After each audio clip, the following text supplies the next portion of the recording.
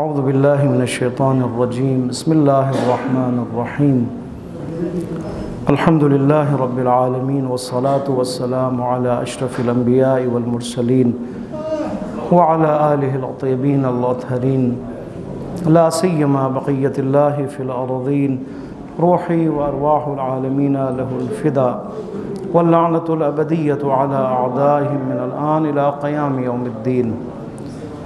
أما بعد فقد قال الله تبارك وتعالى في كتابه المجيد وفرقانه الحميد وقوله الحق. أعوذ بالله من الشيطان الرجيم بسم الله الرحمن الرحيم الحمد لله رب العالمين الرحمن الرحيم مالك يوم الدين.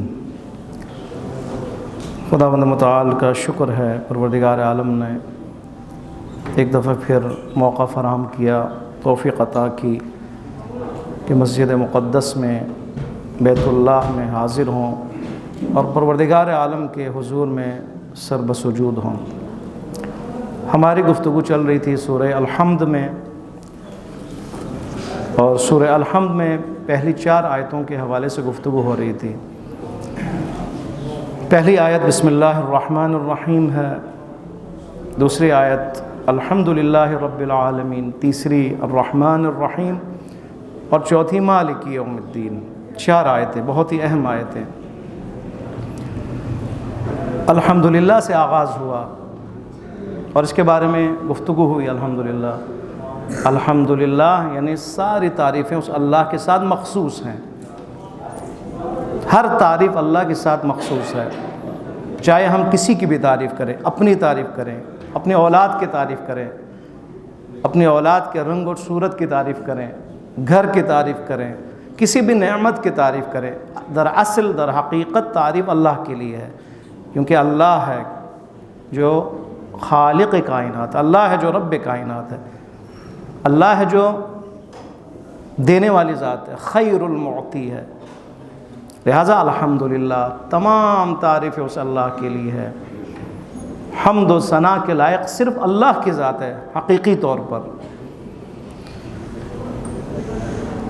کیوں اللہ لائق تعریف ہے؟ کیوں پروردگار عالم کے ساتھ مخصوص ہے تمام تعریف اور حمد و ثنا؟ وجہ کیا ہے؟ الحمدللہ مقام شکر ہے. مقام شکر، الحمدللہ مقام شکر ہے. جہاں پر کوئی نعمت ملے وہاں پہ کیا زبان سے جاری ہوتا ہے؟ کون سے جملہ؟ الحمدللہ. کوئی رزق اگر ملے تو الحمدللہ. کوئی اولاد پروردگار عالم عطا کرے تو کیا زبان پہ جاری ہوتا ہے؟ کون سا جملہ؟ الحمدللہ. اس کا مطلب ہے الحمدللہ مقام شکر ہے، شکر کا مقام ہے.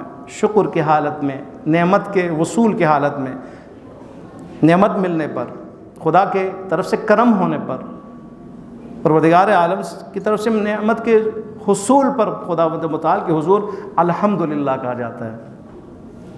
وجہ بیان ہوئی ان 4 آیتوں میں. آخری 3 آیتوں کے حصے میں وجہ بیان ہوئی. تمام تعریفیں اس اللہ کے لیے ہے، شکر کا مقام ہے. لیکن شکر کس چیز کا، کس وجہ سے؟ رب العالمین، اس لیے کہ وہ پروردگار ہے. کس کا؟ عالمین کا پروردگار ہے، اس لیے کہ مقام شکر ہے. رب عالمین مقام شکر ہے. رب عالمین خوشی کا مقام ہے کہ وہ پروردگار عالمین کا پروردگار ہے. پروردگار کا معنی آپ کے سامنے عرض کیا. رب کا معنی مالک ہے، اور ایک رب کا معنی تربیت دینے والی ذات. پروردگار عالم اللہ کی ذات مالک بھی ہے، اختیار اپنے ہاتھ میں رکھتے ہیں اپنے ہر چیز کا، ہر مخلوق کا. اور وہ پروردگار نظام تربیتی میں ربوبیت کی بنیاد پر ہر چیز، ہر شے کی تربیت کا اہتمام بھی فرماتا ہے. ہر چیز کی، اس میں جمادات بھی شامل ہے، اس میں حیوانات بھی شامل ہے، اس میں نباتات بھی شامل ہے، اس میں انسان بھی شامل ہے. خدا کی ربوبیت میں یعنی ہر شے، چاہے وہ نباتاتی ہو، پودوں کی دنیا سے ہو، حیوانوں کی دنیا سے ہو، جنوں کی دنیا سے ہو، انسانوں کی دنیا سے ہو، جماداتی دنیا سے ہو، جہاں سے بھی ہو، اس کا مالک کون ہے؟ اللہ ہے. اختیار اللہ کے ہاتھ میں ہے، اور اس کی تربیت کا انتظام بھی اللہ کے ہاتھ میں ہے. وہ یہ مقام شکر ہے یا نہیں؟ آپ دیکھ مدرسے کے، اسکول کے پرنسپل کا شکریہ ادا کریں، کیونکہ ایک بلڈنگ کو وہ چلا رہا ہے، ایک نظام تعلیم کو وہ چلا رہا ہے. لیکن خداوند متعال پوری کائنات کو چلا رہا ہے، پورے نظام کو چلا رہا ہے. نظام کہکشاں و نظام کائنات، نظام آسمان، نظام زمین، نظام فرشتے، ایک نظام ہے پورے عالم کائنات میں. جنوں کے اس دنیا میں نظام ہے، انسانی دنیا میں نظام ہے، سورج کے پلٹنے اور آنے جانے میں نظام ہے، چاند کے طلوع ہونے میں نظام ہے، ستاروں کے چمک میں نظام ہے، بارش کے برسنے میں نظام ہے. یہ سارے نظام ہے. رزق کے تقسیم میں نظام ہے. کائنات کے ہر چیز جو اپنے حالت میں ہے اس کے لیے ایک نظام ہے. تربیت دی ہے پروردگار عالم نے. چاند کی تربیت کی، سورج کی تربیت کی ہے، فکس کیا ہے، اس کے لیے ایک سسٹم فکس کیا ہے. یہ نظام ہے. لیکن اللہ نے جو انسان کے لیے جو نظام بنایا تربیتی، وہ الگ ہے ہر چیز سے. اس لیے کہ انسان اشرف مخلوقات ہے. اشرف مخلوقات ہے. ساری خدا کی مخلوقات، زمین و آسمان و چاند و ستارے و جن، سارا ایک طرف، انسان ایک طرف. مقصد ہر ایک کا، ہر مخلوق کا انسان ہے. خود انسان کے لیے ہر چیز بنی ہے. لہٰذا انسان کی تربیت کے لیے اہتمام ہوا. رب العالمین نے تربیت کا اہتمام کیا ہے اور اس انسان کے اندر پوٹینشیل رکھ دی ہے، طاقت رکھ دی ہے اس انسان کے اندر. نظام تربیتی میں آپ دیکھیں، پودوں کے نظام میں بھی تربیتی نظام ہے. ایک تربیت ہے اس کے اندر. بیج نے زمین سے نکلنا ہے، زمین کو پھاڑنا ہے، زمین کو چیرنا ہے، نکلنا ہے، پودا بننا ہے، ایک درخت بننا ہے. پھلدار درخت ہے تو پھل دینا ہے، پھولدار پودا ہے تو پھول دینا. یہ اس کا کیا ہے؟ ایک پروان چڑھنے کا ایک لمٹ ہے، ابتدا ہے اور ایک انتہا ہے. یہ ہے، یہ ایک تربیت ہے. وہ یہاں تک ہی ہے اور اس کے آگے اس کی کوئی دنیا اور نہیں ہے.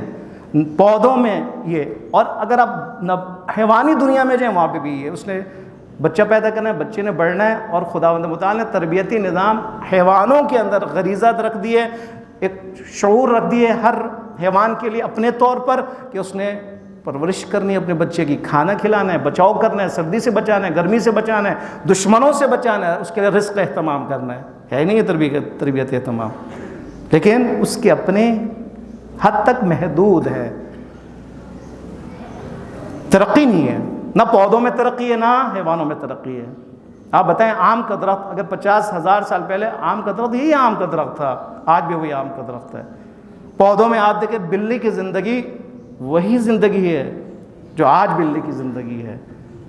ایسا نہیں کہ 20,000 سال پہلے بلی کی زندگی بڑی اچھی تھی، بڑے اچھے رہائش گاہ میں رہنے والی بلی حیوان آج جو ہے وہ کوٹھی میں رہ رہی ہو. ہاں ایسے نہیں ہے. ترقی نہیں ہے، وہاں پر لمٹ ہے، محدودیت ہے. جو زندگی نظام دی اسی کے حد تک ہے. اس کے لیے تھوڑا سا شعور بھی اللہ نے عطا کیا ہے، عقل نہیں، شعور، غریزہ عطا کیا. غریزہ کہا جاتا ہے. اس کے علاوہ نہیں ہے، ترقی نہیں ہے وہاں پر. شیر کی زندگی وہی شیر کی زندگی، آپ جو مرضی تعریف کریں. شیر کی زندگی جو کھاتا ہے، وہ جو کھاتا تھا آج وہی کھائے گا. وہ ایسے نہیں شیر نے پہننا شروع کر دیا ہو، شیر نے بہت بڑے ایک قصر میں رہنا شروع کر دیا ہو، شیر کی جو خوراک ہے وہ تبدیل ہو جائے. ایسا نہیں ہے. لیکن انسان، آیا آدم کے زمانے کے انسان اور آج کے انسان میں فرق نہیں ہے. اس کے ذہنیت میں فرق نہیں ہے، اس کے رہائش میں فرق نہیں ہے، اس کی اقتصادی ترقی میں فرق نہیں ہے یا نہیں ہے؟ فرق ہے. آج کا انسان کی سواری میں فرق نہیں ہے. پہلا انسان اونٹوں پر سوار ہونے والے انسان، گھوڑوں پہ صرف سوار ہونے، گدھوں پہ سوار ہونے والے انسان، اور اس وقت کا پجیرو، اور وقت بڑی گاڑی. چھوٹا شخص گدھے پہ سوار ہوتا ہے، بڑا بڑے اونٹ پہ سوار ہوتا ہے. لیکن آج کا انسان راکٹوں پہ سوار ہوتا ہے، جہازوں پہ سوار ہوتا ہے. انسان کے لیے ترقی کے لیے میدان فراہم ہے، چاہے وہ فکری ترقی ہو، چاہے وہ معنوی ترقی ہو، چاہے وہ اقتصادی ترقی ہو، چاہے وہ معاشی ترقی ہو، چاہے وہ سیاسی ترقی ہو. اس نے آگے بڑھنا ہے، انسان نے آگے بڑھنا ہے. تلک الرسل فضلنا بعضهم علی بعض. رسولوں میں بھی فضیلت، برتری دی گئی ہے. یہ وہ رسول ہیں کہ جن کو بعض پر فضیلت دی گئی، برتری دی گئی. اس کا مطلب ہے ترقی کے لیے میدان فراہم ہے، معنوی ہو، چاہے علمی ہو، چاہے معرفتی ہو، چاہے جو بھی ہو. ترقی کے لیے خدا نے. یہ کون فرما رہا ہے؟ رب العالمین. لہٰذا الحمدللہ. کیوں؟ اس لیے رب العالمین ہے. اور جب پروردگار رب ہے، مالک ہے، اور پرورش کے لیے اور ترقی کے لیے نظام فراہم کرنے والا ہے، تو اس کا شکر ادا کرنے کا مقام ہے. شکر ادا کیا جائے اس کا. الرحمن الرحیم مقام شکر ہے. بیان ہوا کہ وہ اللہ اپنے رحیمیت اور رحمانیت کے وسیلے سے خلق فرماتا ہے، پھر رب ربوبیت کرتا ہے، پرورش کرتا ہے، اس کو آگے بڑھاتا ہے۔ مقام شکر ہے، رحیمیت و رحمانیت یا رحمان و رحیم، یعنی مقام شکر ہے، اس لیے ہے یہ مالک یوم الدین، مالک یوم الدین، مالک یوم الدین، مقام شکر ہے۔ کیا معنی ہے مالک یوم الدین؟ اللہ مالک ہے روز جزا کا، اللہ مالک ہے روز محشر کا، اللہ مالک ہے روز قیامت کا، مالک ہے اللہ کو۔ جہاں پر یہاں پہ خوف و رجا دونوں ہے۔ ائمہ اطہار علیہ الصلوۃ والسلام جب اس مقام پہ پہنچتے مالک یوم الدین، بار بار اتنا تکرار کرتے، اتنا تکرار کرتے ہیں، آنکھوں سے آنسو جاری ہوتے، گریہ جاری ہوتے، جسم لرزتا ہے ائمہ اطہار علیہ الصلوۃ والسلام کا۔ کیوں؟ اس لیے خوف ہے، اس لیے کہ اللہ صاحب اختیار ہے روز محشر کا، پورا اختیار اللہ کے ہاتھ میں ہے۔ خدا کے مقام کو دیکھتے ہوئے، عظمت کو دیکھتے ہوئے اور اپنی بندگی کو دیکھتے ہوئے ائمہ اطہار بھی خوف میں، ان کا جسم لرزتا ہے، لیکن ساتھ ساتھ امید بھی ہے۔ کیوں؟ اس لیے کہ مالک یوم الدین ہے، وہ اللہ مالک اور صاحب اختیار ہے روز محشر ہے، اس لیے کوئی اور نہیں ہے، کوئی اور نہیں ہے، اللہ ہے، پروردگار عالم کی ذات ہے۔ اب دیکھیں رب العالمین الرحمن الرحیم، اس ترتیب کو آپ ذہن میں رکھیں، ترتیب بہت اہم ترتیب، رب عالمین، اس کے بعد الرحمن الرحیم، اس کے بعد مالک یوم الدین۔ رب عالمین اور مالک یوم الدین کے درمیان میں رحمان و رحیم، یعنی کیا؟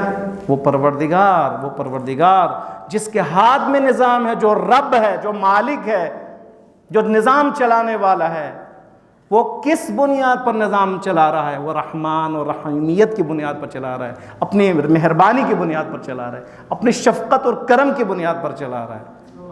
ٹھیک ہے، خدا کی حاکمیت ہے یا نہیں ہے؟ پوری کائنات پہ حاکمیت ہے پروردگار کا، لیکن خدا حاکم ہوتے ہوئے مہربان ہے۔ مقام شکر ہے یا نہیں؟ آج آپ دیکھیں اگر کوئی شخص حکومت حاصل کرے، آج کی دنیا میں اگر آپ دیکھیں، الہی رہبر، الہی شخص کی بات نہیں ہو رہی، الہی حاکم کی بات نہیں ہو رہی، جو غیر الہی ہے، مادی ذہن والا حاکم ہے، وہ حکومت تک پہنچنے کے لیے کیا کرتا ہے؟ اور جب حکومت پر اگر پہنچے پھر وہ کیا کرتا ہے؟ زبردستی خوف میں مبتلا کر کے وہ حکومت کرتا ہے، خوف میں مبتلا کر کے لوگوں کو ڈرا کر وہ اپنی حکومت کرتا ہے، لوگوں پر مسلط ہو کر وہ حکمرانی کرتا ہے۔ صدام کی حکومت آپ کے سامنے ہے، صدام کی حکومت میں کیا تھا؟ خوف و ہراس تھا، کسی کی مجال تھی کہ وہ صدام کا نام لے؟ کسی کی مجال تھی وہاں پر؟ جاسوسی کا ایک ایسا نظام تھا، ہمارے بزرگان جانتے ہیں کہ کوئی بھی اس کے خلاف بات نہیں کر سکتا تھا، گھر میں بھی محتاط تھے، گھر میں بھی جاسوسی کا نظام تھا، ایک بھائی، کوئی بہن، کوئی ماں، کوئی باپ بات نہیں کر سکتا، وہ اٹھا لیا جاتا تھا اس کو۔ صدام کی حکومت 30-35 سال چلی، لیکن کیسی حکومت؟ خوف و ہراس میں مبتلا کر کے لوگوں کو ڈرا دھمکا کے حکومت کرنا، یہ ہے حاکم ہے لیکن ڈکٹیٹر ہے، حاکم ہے خرید کے اس نے لوگوں کے اوپر حکومت کرنا چاہا ہے، خرید کے۔ آج عرب دنیا میں آپ جائیں، خریدتے ہیں لوگوں کو حکومت کرنے کے لیے، لوگوں کا جیب بھرتے ہیں، ان کو خوش کرتے ہیں تاکہ یہ میدان میں نہ آئے، حکومت کے خلاف اقدام نہ کرے۔ سعودی عرب اس کی مثال ہے، ٹھیک ٹھاک دیتے ہیں، پیٹرول کے پیسے ان کے پاس، جیب بھرتے ہیں، تنخواہ ٹھیک ٹھاک، کام کی بھی ضرورت نہیں ہے، خوش رکھتے ہیں، اس طرح بھی حکومت چلتی ہے۔ لیکن اللہ حاکم ہے، پہلی بات رب العالمین ہے، پوری کائنات پر اللہ کی حکومت ہے، ایک ملک پر، ایک برائے اعظم پہ نہیں، پوری کائنات پر، 7 آسمان 7 زمین، ہر شے پر اللہ کی حکومت ہے۔ لیکن یہ حکومت رحمت کے ذریعے سے ہے، رحمت کے ذریعے سے ہے، لا اکراہ فی الدین، دین میں کوئی جبر نہیں ہے، رحمت کے ذریعے سے، ورنہ اکراہ ہوتا نا دین کے لیے۔ آج دیکھیں پوری دنیا میں کتنے لوگ ہیں، 8 بلین لوگوں میں، کھرب لوگوں میں سے کتنے لوگ خدا کے، خدا والے، خدائی ہیں، اور کتنے ہیں جو خدا کے دشمن ہیں، خدا کے دین کے دشمن ہیں۔ اکثریت کن لوگوں کی ہے؟ خدا کے دشمنوں کی، یا خدا کے اسلام کے، دین اسلام کے دشمنوں کی ہے؟ اور مسلمانوں میں بھی کتنے مسلمان ہیں جو خدائی ہیں، الہی ہیں، خدا کو خوش رکھنے والے ہیں، لیکن خداوند متعال پھر بھی مہربانی سے حکومت فرما رہا ہے، چلا رہا ہے نظام ہے الہی۔ آیا مقام شکر نہیں ہے یہ؟ مقام شکر ہے۔ لہٰذا رب عالمین کے بعد فوراً رحمان اور رحیم کا آنا اس بات کی دلیل ہے کہ خدا کی حاکمیت مہربانی اور عطوفت و کرم و فضل پر چل رہی ہے، ورنہ کوئی رہتا یہاں پہ روئے زمین پر، کوئی مخالف خدا رہتا کوئی زمین پر، دشمن خدا رہتا کوئی زمین پر۔ الرحمن الرحیم کے بعد مالک یوم الدین، جی الرحمن الرحیم درمیان میں، بعد مالک یوم الدین، یہ بھی ہمارے لیے نوید ہے کہ مالک یوم الدین، محشر کے دن کا مالک صاحب اختیار کون؟ رحمان الرحیم۔ وہاں بھی فیصلے رحمت پر ہمارے اندر احساس پیدا کر رہا ہے۔ ہم ٹھیک ہے قیامت کے اس منظر کو اپنے ذہن میں رکھیں، حساب و کتاب کو ذہن میں رکھیں، خوف بھی ہمارے اندر بھرپور ہونی چاہیے، لیکن امید بھی ہونی چاہیے، کیونکہ وہ رحمان الرحیم مالک یوم الدین ہے، وہ اختیارات کا مالک ہے، مالک یوم الدین، یوم الدین کا مالک، روز جزا کا مالک، روز محشر کا مالک۔ سوال ممکن آپ کے ذہن میں آ جائے، اللہ آیا روز جزا کا صرف مالک ہے؟ یہاں تو فرما رہے ہیں مالک یوم الدین، آیا اللہ مالک دنیا نہیں ہے دنیا ہے، ہونا یہ چاہیے تھا نا، مالک دنیا و یوم الجزا، مالک دنیا و یوم الدین، لیکن یہاں کیا فرما رہے ہیں؟ مالک یوم الدین، پروردگار عالم مالک ہے، صاحب اختیار ہے۔ روز محشر میں سوال ہے، جواب مفسرین کیا دیتے ہیں؟ ٹھیک ہے پروردگار عالم دنیا میں بھی مالک حقیقی ہے، اختیار ہمارے سانسوں کے اختیار بھی خدا کے پاس، ہمارے رزق کا اختیار بھی خدا کے پاس، زندگی اور موت کا اختیار بھی اللہ کے پاس، سب کچھ اللہ کے پاس، ہدایت بھی اللہ کے پاس، سب کچھ اللہ کے پاس، لیکن جو اقتدار کا جو ظہور ہے، پروردگار عالم کی حاکمیت کا جو ظہور ہے، پروردگار عالم کی مالکیت کا جو ظہور ہے، وہ قیامت کے دن ہے حقیقت میں، قیامت کے دن ہے حقیقت میں، یعنی خدا کے اختیار کا جو ظہور ہے، جو صحیح مصداق ہے، وہ قیامت کے دن ہے، دنیا میں نہیں ہے۔ دنیا میں پروردگار عالم نے انسان کو اختیار دیا ہوا ہے، انسان کو اختیار دیا ہوا ہے، وہ جو مرضی کرے، اس کو ہدایت کے لیے پورے انتظام کیا، ہدایت کے لیے قرآن نازل کیا، ہدایت کے لیے انبیاء کو بھیجا، اس کے بعد انسان کو اختیار دیا، عقل دینے کے بعد کیا انسان اما شاکرا و اما کفورا، تو بے شک کافر ہو جا، تو بے شک شاکر ہو جا، اختیار خداوند متعال نے انسان کو دیا ہوا ہے۔ آپ اس لیے دیکھیں فرعون آتا ہے فرعونیت کرتا ہے، نمرود آتا ہے نمروریت کرتا ہے، ورنہ اگر اختیار نہ ہوتا تو نمرود کیسے حکومت پر پہنچتا؟ نمرود کا حاکم بننا اس بات کی دلیل ہے کہ یہاں پہ خداوند متعال اختیار رکھتا ہے، مالک ہے، لیکن 100% نہیں، انسان کے اختیار میں دے رکھا ہے۔ امتحان ہے، نہیں ہے، دار امتحان ہے، انسان کو چھوٹ دی ہے، انسان کو مہلت دی ہے، اور اس مہلت کی وجہ سے فرعون وجود میں آتے ہیں، نمرود وجود میں آتے ہیں، صدام وجود میں آتے ہیں، ٹرمپ جیسے وجود میں آتے ہیں، محمد ابن سلمان جیسے وجود میں آتے ہیں، جو مرضی کرتے ہیں، جو کچھ کرنا چاہے کرتے ہیں۔ لیکن آیا قیامت کے دن ایسے نہیں، ایسا نہیں۔ الیوم نختم علی افواہہم وتکلمنا ایدیہم، سورہ یاسین۔ آج کا دن روز محشر وہ دن ہے کہ جب منہ بند ہو جائیں گے، منہ پہ مہر لگا دی جائے گی، انسان بات کرنا چاہے گا نہیں کر سکے گا۔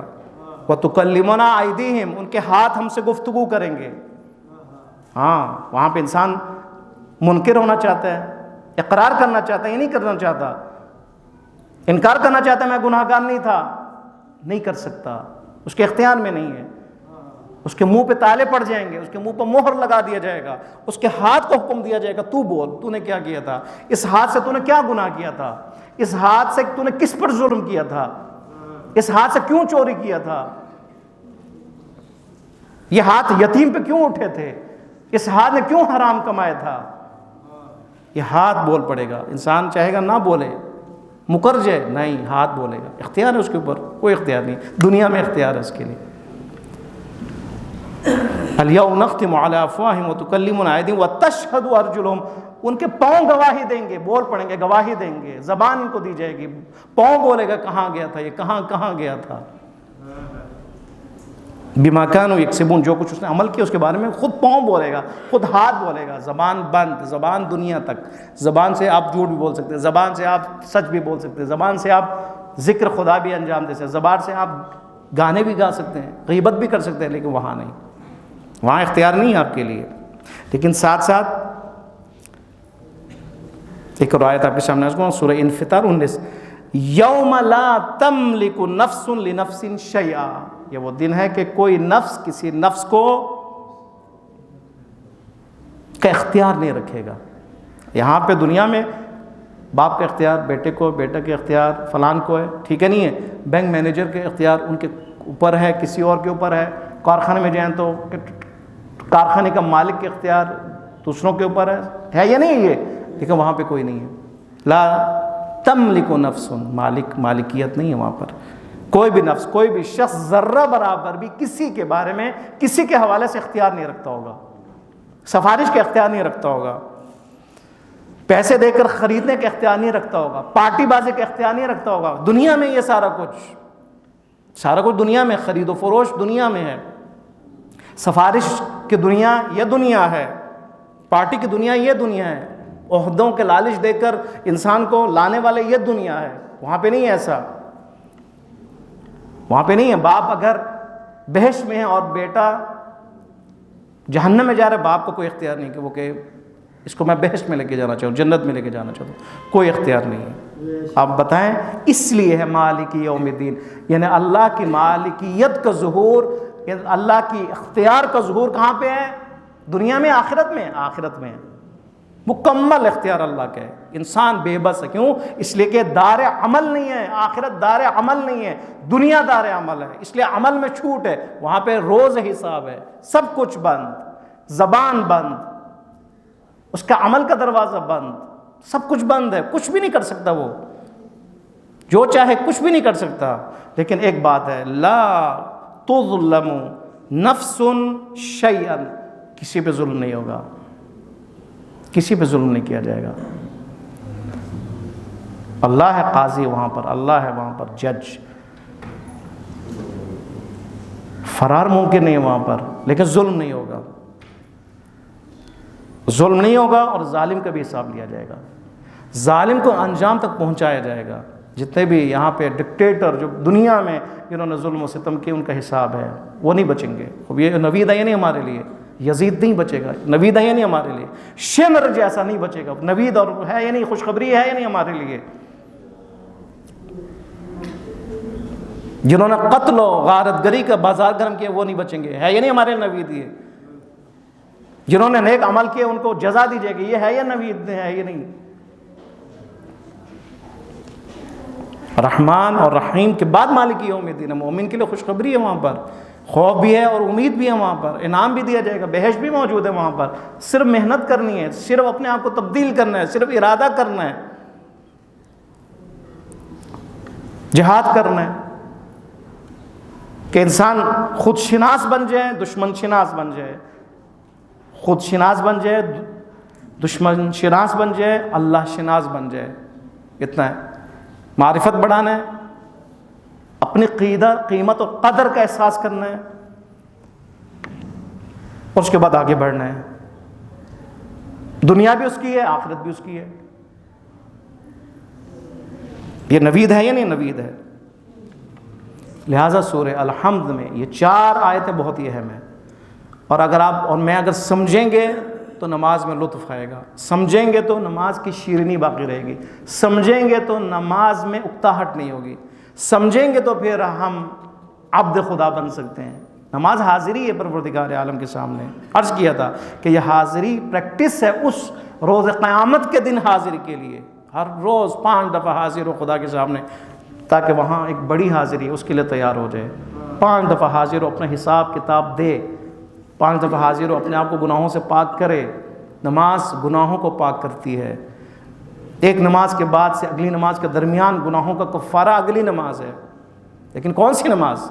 وہ نماز کے جو تنہا عن الفحشاء والمنکر، جو ہمیں روکے، جو بریک کا کام دے، جو معرفت کا کام دے، جو ہمیں راہ راست پہ لے کے جائے، جو ہمیں شیطان سے دور کرے، جو ہمیں شیطان کے خلاف مجاہد بنائے، شیاطین کے خلاف مجاہد بنائے، وہ نماز قیام ہے نا۔ نماز میں قیام ہے یا نہیں ہے؟